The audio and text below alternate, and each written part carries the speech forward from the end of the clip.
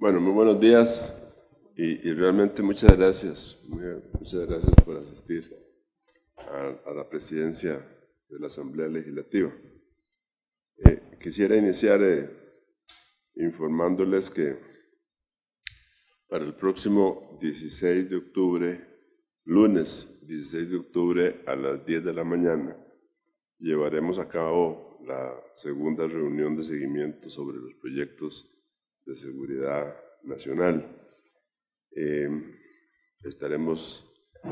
Ya convoqué a esta reunión que asistirán don Orlando Aguirre, presidente de la Corte Suprema de Justicia, don Carlos Díaz, fiscal general, don Michael Soto, representante subdirector del OIJ, don Mario Zamora, ministro de Seguridad, don Gerald Campos, ministro de Justicia, la magistrada Patricia Solano, presidenta de la Sala Tercera, y doña Gloria Navas como presidenta de la Comisión de Seguridad y Narcotráfico. Esta reunión será para darle seguimiento y valorar cuáles son ahora los proyectos urgentes que se deben presentar a la corriente legislativa o que si ya están presentados, que se deben acelerar para poder aportar insumos y los instrumentos que se necesiten para combatir la narcoactividad en Costa Rica. Todo esto cobra relieve a raíz de, como ustedes saben, de la cantidad de homicidios que se están realizando, la proyección que hay para fin de año, que rompe todos los récords, y realmente es una tragedia que estamos viviendo en este país. Y lo menos que podemos hacer nosotros como Congreso es decirle a las autoridades judiciales qué necesitan ustedes que les aprobemos para que tengan mejores instrumentos para poder combatir este mal. Quisiera, en segundo lugar, referirme a las declaraciones que dio el presidente de la República el día de ayer. Y quisiera comenzar con una reflexión.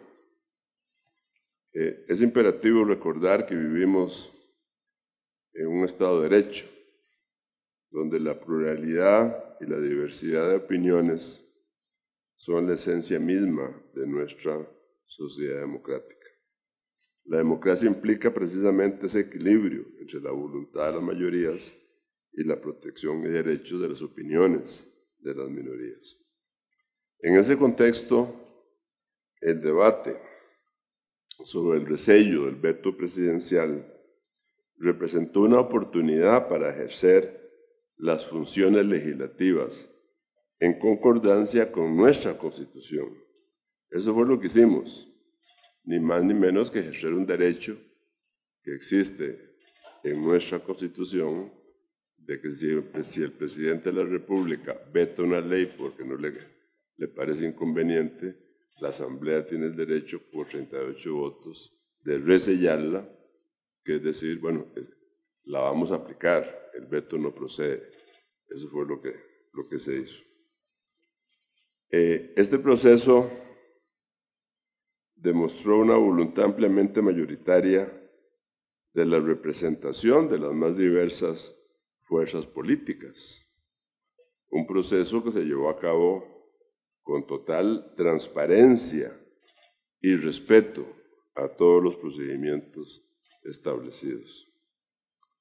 Considero una vez más que las palabras del señor presidente de la República son desafortunadas, innecesarias e inaceptables y son contrarias al respeto que se merecen entre sí los diversos poderes de la República.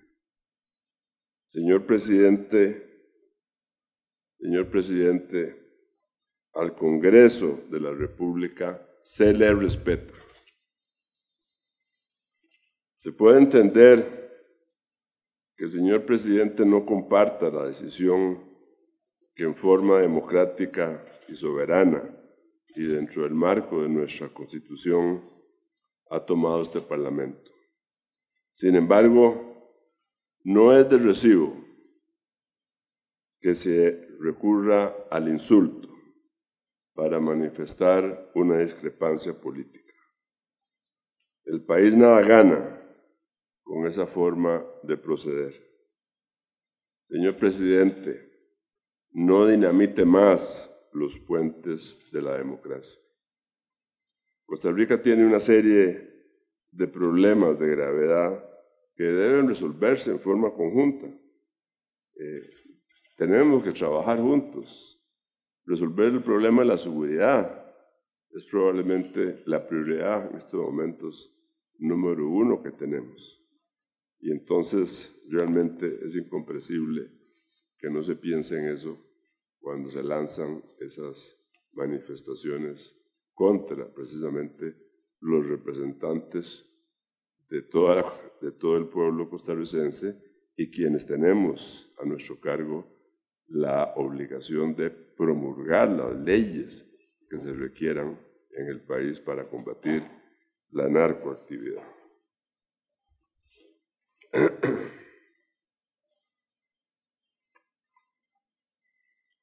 Debemos seguir trabajando, no solo en seguridad, sino en la recuperación económica, porque entre más rápido crezca la economía, habrá más recaudación fiscal y podemos combatir mucho más los problemas sociales que afectan a Costa Rica.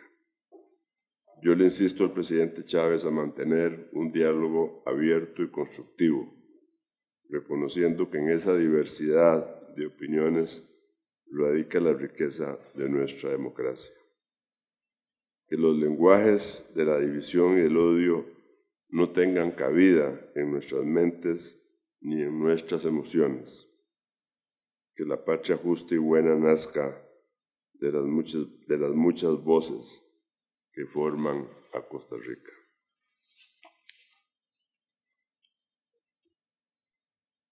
Eso es lo que yo quisiera manifestar sobre la intervención del presidente que se dio ayer después de que esta asamblea tomó la decisión del resello. Y sobre lo que hoy la prensa informa en relación sobre denuncias de la negociación o negociaciones con el narcotráfico, quisiera manifestar que es absolutamente inaceptable y contrario a todo el trabajo que se ha realizado en materia de seguridad, pensar que se puedan entablar negociaciones con el crimen organizado. Para tranquilidad de las y los costarricenses, el gobierno de la República debe dar amplias explicaciones ante acusaciones tan graves. Igualmente, insto al Ministerio Público a realizar una investigación exhaustiva para determinar si se ha cometido algún delito. Igualmente debe realizarse una investigación en esta sede legislativa por parte de la Comisión de Seguridad y Narcotráfico. Y ya he conversado con doña Gloria Navas, que preside esa comisión, y se piensa realizar muy pronto, convocando al ministro de Seguridad para que dé las explicaciones del caso. En este contexto, precisamente la convocatoria que estamos realizando para esta reunión con todas las autoridades que tienen a su cargo la lucha contra el crimen organizado el próximo 16 de octubre se hace aún más necesaria y creo yo que será de gran provecho para nuestro país. Eso es lo que quisiera manifestarles. Muchas gracias por la atención y si tienen alguna pregunta, con mucho gusto. Buenos días. Un poco a raíz de lo manifestado ayer por el presidente, ayer él decía, entre las manifestaciones que hizo, que les achacaran a ustedes como diputados si no existían los recursos, por ejemplo, para ejecutar obras, si había algún tipo de desperfecto en vías, porque no estaban los dineros para poder ejecutar, entre otras cosas que manifestó. Y lo que yo sé que usted ya se refirió ampliamente a esto, como también usted estuvo en su momento de su oportunidad en Casa Presidencial y en el Ministerio de la Presidencia, ¿cuánto complica estas declaraciones del presidente la relación de Casa Presidencial con usted? tiene, por ejemplo, usted de no reunirse con doña Natalia, o cuánto tienen ustedes de no ver a doña Natalia aquí en la Asamblea? ¿Cómo está la relación en realidad con la presidencial? No solo por ese tema del presello, sino por otros tantos temas que se han venido discutiendo recientemente acá. Miren, precisamente yo pasé en dos partes de mi vida 4 años, del 86 al 90, y después otros 4 años del 2006 al 2010, siendo ministro de la presidencia. Y mi labor fundamental era coordinar al gobierno, pero también las relaciones con el Poder Legislativo. Y yo le diría que las relaciones y mi función era estar en contacto permanente con todas las fracciones representadas acá, invitarlas a casa presidencial. Así fue como logramos aprobar el Tratado de Libre Comercio con los Estados Unidos, que requería una mayoría calificada de 38 votos. Hubo que construir esa mayoría de 38 votos a base de conversaciones, de diálogo, de tender puentes, de ver qué inquietudes tenían los diputados y qué dudas tenían para aclarárselas. Bueno, en este gobierno no existe nada de eso. O sea, el presidente no solo no cree en el diálogo, no lo ejerce, sino que más bien, como lo dije, dinamita los puentes de comunicación. No tiende puentes, los dinamita. O sea, entonces es muy difícil poder trabajar así. Y me parece que él comete un grave error, porque él tiene que entender que en Costa Rica hay 3 poderes.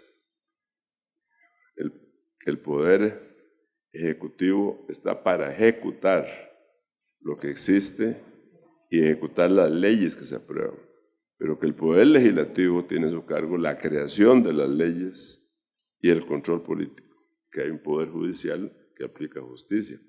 Esas son las bases de la democracia. Entonces, para que esto trabaje se requiere que el poder ejecutivo respete y tenga una muy buena comunicación con el poder legislativo. Y yo eso pues lo añoro, no se está dando. Yo sí tengo alguna relación con él, he conversado con el presidente. La última vez conversamos en actividades celebrando la independencia el 15 de septiembre, que después de las actividades en el parque fuimos invitados a un café en el Museo Nacional. Ahí tuve la oportunidad de quedarme con él y conversar. Yo siempre le insisto en que debe existir una mejor comunicación con el gobierno, del gobierno con el Parlamento. Esa es la única forma que saquemos los problemas de este país. Tenemos que trabajar en conjunto. Sí, lo que necesita el país aquí hay legislación que es urgente aprobar. Estas leyes contra el narcotráfico son urgentes de aprobar, pero hay legislación económica. Está lo de la regla fiscal, que ya está por aprobarse. Aquí hay proyectos importantes de aprobar empréstitos, que son vitales para Costa Rica. Así es que mi instancia es a que hagamos un último esfuerzo, será, o uno más, para que tengamos una mejor comunicación. ¿Cómo está? Buenos días. Quería preguntarte básicamente por el tema de cómo está la situación con el proyecto de jornadas 4.3. Entiendo que la Sala Constitucional solicitó unas pruebas para responder la consulta de constitucionalidad. ¿Qué tipo de pruebas se solicitó y si ya se aplicó sobre el tema? ¿Cuál ha sido, digamos, la comunicación que se ha venido teniendo sobre este tema? Sí, señor. La sala, en ejercicio de sus facultades, nos preguntó que si le podíamos explicar cómo había sido el traslado que se dio de ese expediente.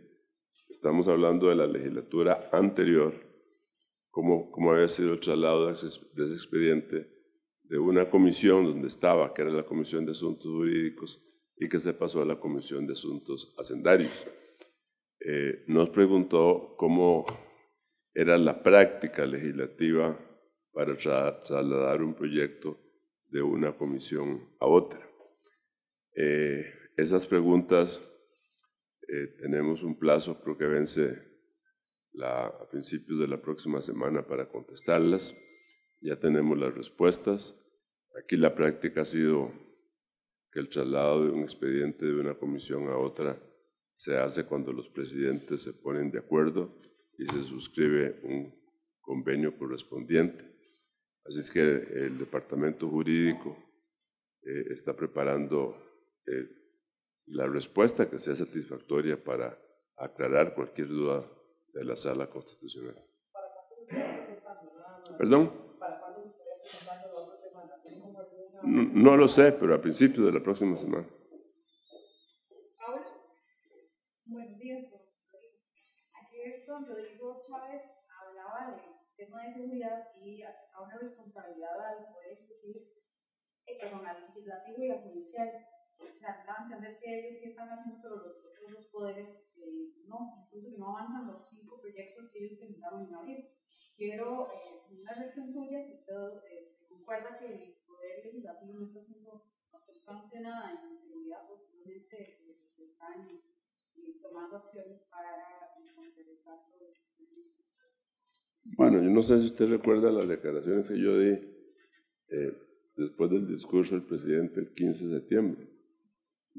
Yo dije que el presidente lo que había ido a dar en el discurso, un discurso muy bonito para celebrar los 202 años de independencia, lo usó para hacer repartir culpas entre al judicial y al legislativo. No era el momento. Sin embargo, debo decirle que esas culpas no son así, porque nosotros hemos estado haciendo lo que podemos dentro de lo que nos corresponde. Precisamente pasamos un periodo muy difícil aprobando la ley de reforma de la criminalidad organizada, que fue lo que esta comisión en la primera reunión nos dijo, ese es el proyecto más importante que queremos, ese. Y a pesar de que había cierta oposición, le dedicamos y lo pusimos en vía rápida y por 2 meses trabajamos hasta sacarlo, hasta sacar más de 700 mociones que habían presentadas con sus revisiones para aprobarlo. Bueno, yo fui a la firma de ese proyecto a Casa Presidencial. Después se aprobó el segundo que estaba en la lista, que fue a solicitud de la Fiscalía para que se permitiera cortar los plazos para hacer allanamientos. Así que estamos cumpliendo con lo que podamos. Ahora lo que queremos es ver, porque tenemos varios proyectos, inclusive los del gobierno, pero los del gobierno no los vamos a aprobar solo porque los manda el presidente. Los del gobierno vamos a valorarlos dentro de los otros que también tenemos aquí y determinar cuáles son las prioridades del país. Y no lo voy a hacer yo, lo van a hacer los expertos en seguridad, los que saben, los que tienen que aplicar la ley. Entonces ahí vamos a decidir cuáles son los 3 que más urgen y yo sí me encargaré de hacer un esfuerzo con los jefes de fracción para que les demos una tramitación lo más expedita posible. Buenos días. ¿Qué tal, Rodrigo? Mucho gusto. Saludarlo. Don Rodrigo, el presidente ni siquiera está con las manos atadas y como presidente no puede hacer nada contra el crimen organizado. Usted fue ministro en el tiempo de guerra en Centroamérica. ¿Tiene un presidente potestad de enfrentar situaciones tan trágicas como lo que estamos pasando aquí en seguridad? Pues no solo no es que tiene, es que debe enfrentarlas. Él es el responsable de la seguridad nacional por mandato constitucional. Entonces tiene que usar todos los instrumentos que tenga a su haber para combatir la narcoactividad. Y para eso tiene que hacerlo no solo en la parte ejecutiva, sino también coordinando eficientemente con la Asamblea Legislativa para que le demos las leyes que se requieren para ese combate. Pero tiene que hacerlo de una forma constructiva. No puede ser sencillamente culpando a otros poderes y dinamitando los puentes que deben existir en una democracia. ¿Cómo estás?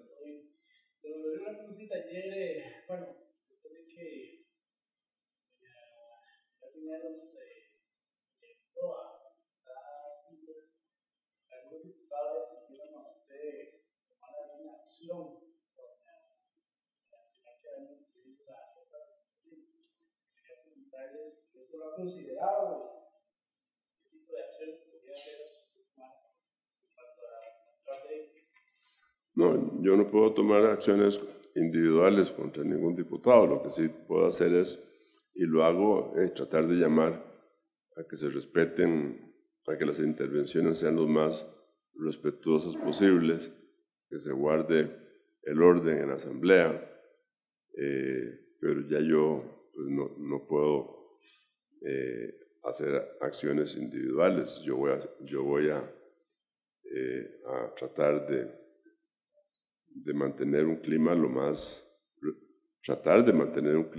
respetuoso posible en la asamblea, dentro de las posibilidades, pero también yo no puedo evitar las reacciones humanas de cada uno de los diputados, ¿verdad?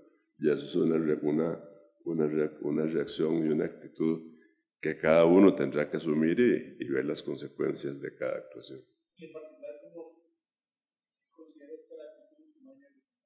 No, me parece que fue, no solo ella, algunos miembros de su partido fueron muy agresivos contra la diputada doña Luz Mary Alpizar por haber votado ella a favor del resello. Me parece que fueron manifestaciones equivocadas. Debe respetarse el derecho que tiene cada diputado a manifestar su voluntad. Y si doña Luz Mary consideró que esa era su voluntad, se le debería respetar como diputada de la República que es.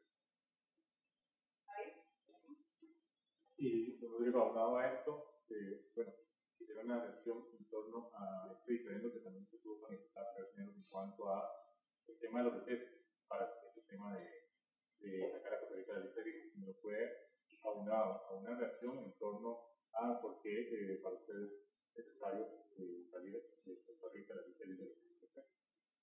Este diferendo tuvo con el tema del receso, que ella le dijo que a dónde salía específicamente el artículo del reglamento. ¿Cuál es su versión en torno a este tema? ¿Ya sabe cuál es el artículo en particular? Los recesos en realidad no sé a qué se refiere. ¿Cuándo fue eso? Fue a inicios de esta semana que la diputada le pidió específico del reglamento donde estaba el tema de los recursos que estaban otorgando, el tema de los descansos, ¿verdad? Para poder, y además una reacción en torno a por qué para el presidente legislativo, por qué es beneficioso sacar a Costa Rica la lista de la Unión Europea. Bueno, entonces comienzo con eso, que es lo más importante, a Costa Rica se le castigó, incluyéndolo en una lista gris, donde lógicamente se causa perjuicios a posibles inversiones de capital europeo que pueden realizarse en nuestro país, a raíz de que nuestra legislación pues no tenía clara la forma en que se estaba tratando un comportamiento de empresas de origen europeo que podrían venir a este país y formar tal vez subsidiarias, lo que se llama empresas de papel, que pudieran tener inversiones fuera del país y no pagar renta. Entonces estaba dando un caso de doble no pago impuestos, ¿verdad? Eso hay que corregirlo. De eso el gobierno fue consciente que había que corregirlo desde principios de este año. Y lo que procedía era muy sencillo. Procedía a enviar un proyecto de ley para corregir precisamente ese problema y que entonces no se diera y que Costa Rica pudiera seguir recibiendo las inversiones de origen europeo. Lo que pasó fue que el presidente, a través de su ministro de Hacienda, quiso aprovechar esa iniciativa para sacar a Costa Rica de la lista gris, enviando eso dentro de un proyecto de renta global. Y ahí comenzó el problema. Porque ya se estaba combinando una cosa con querer querer tener recursos de otras fuentes. Posteriormente, esa idea se desechó, se nombró una comisión especial para ver el tema. Bueno, y ahí surgió lo que ya todos conocemos, ¿verdad? Al final se aprobó una ley en que se corregía sacar a Costa Rica de la lista gris y se establecía que en Costa Rica rige, como ha regido siempre, el principio de territorialidad, donde se paga por los ingresos producidos en nuestro país. El presidente no estuvo de acuerdo con eso, vetó esa ley. En el veto él mantuvo sacar a Costa Rica de la lista gris, pero quiso introducir un concepto de renta mundial para lo cual este país no está preparado en este momento. Y me parece a mí que son temas diferentes. Este país tiene que dar una discusión a futuro sobre qué tipo de legislación quiere en cuanto a los impuestos de renta. Si quiere mantener la territorialidad, si quiere pasar a una renta global, si el día de mañana quiere pensar en una renta mundial. Bien, esas son cosas que no se han debatido en el país. La última vez que se discutió sobre esto fue cuando estábamos saliendo nosotros del último gobierno en el 2009-2010, que se presentó un proyecto de reformas al impuesto sobre la renta, y ahí se estableció que Costa Rica se debería aplicar el sistema de renta global, porque lógicamente busca mayor justicia, busca que el que más gane pague más. Ese es un concepto donde todos los ingresos que recibe una persona o una empresa en el país, todos se acumulan y entonces paga con un porcentaje mayor. Bueno, eso desgraciadamente no pasó. El gobierno de doña Laura lo presentó después y la sala se lo trajo abajo. Y desde ahí hemos venido renqueando en definir qué queremos hacer sobre esto. Entonces me parece a mí que ahora lo prudente es que se forme una nueva comisión para estudiar estos problemas de renta. Ahí escuchar a los diferentes expertos y tratar de definir qué sistema queremos a futuro.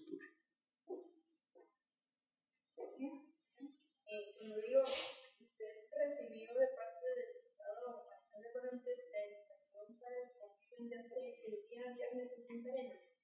También, como presidente de la Asamblea Legislativa, tener su criterio de qué opina sobre este tipo de actividades que utilizan una ocasión laboral para tener una actividad en esos términos, un convivio, un yate. Pues vea, yo lo que yo conozco, se lo digo sinceramente, yo no conozco absolutamente nada de esa invitación. Es más, creo que no estoy, ni siquiera recibí invitación para esa actividad. Yo no voy a estar en el país el próximo viernes, yo salgo mañana, lo pensaba decir al final, pues se lo voy a decir desde ahora. Salgo mañana en un viaje privado, voy a ir a España, a Madrid, donde vive mi hijo, que tuvo un bebé y soy abuelo, voy a ir a conocer al nieto, así es que voy a estar afuera por 12 días en un viaje privado, así es que no voy a estar para la gira a Punta Arenas, pero desconozco totalmente de esa invitación, no sé en qué términos se dio, no sé si es una actividad privada, no sé si es después de que ya se terminaron todos los procedimientos o todos los procesos oficiales, no sé quién va a cubrir los gastos, desconozco totalmente la actividad, así es que no puedo decirle más.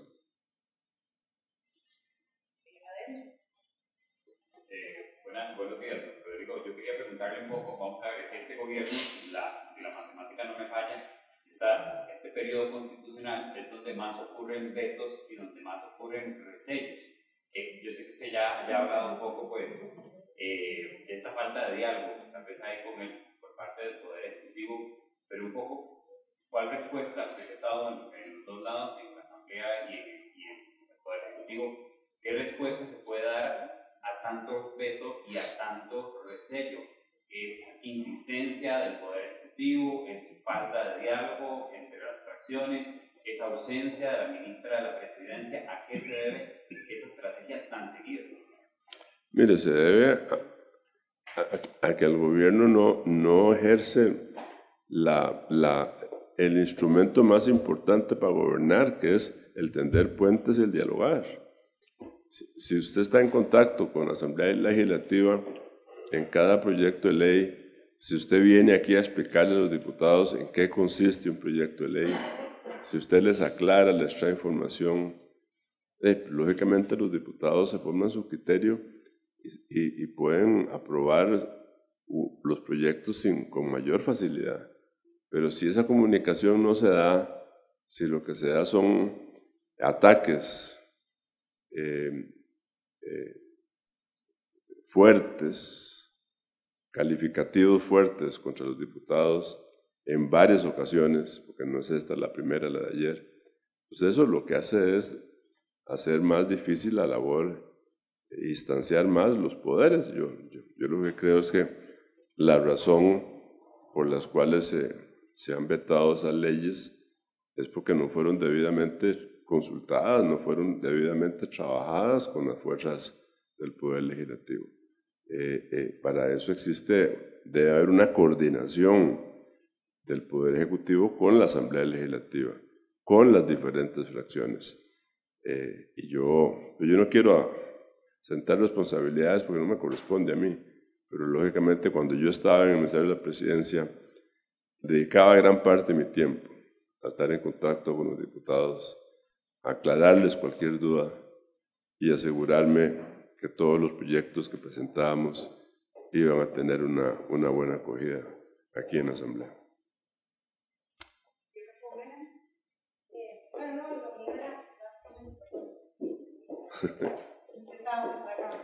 Lo mío era básicamente eso, lo que has hecho, Rodrigo, y nada más, entonces, interpreto por tus palabras que ha quedado variando entonces la ministra Natalia Díaz.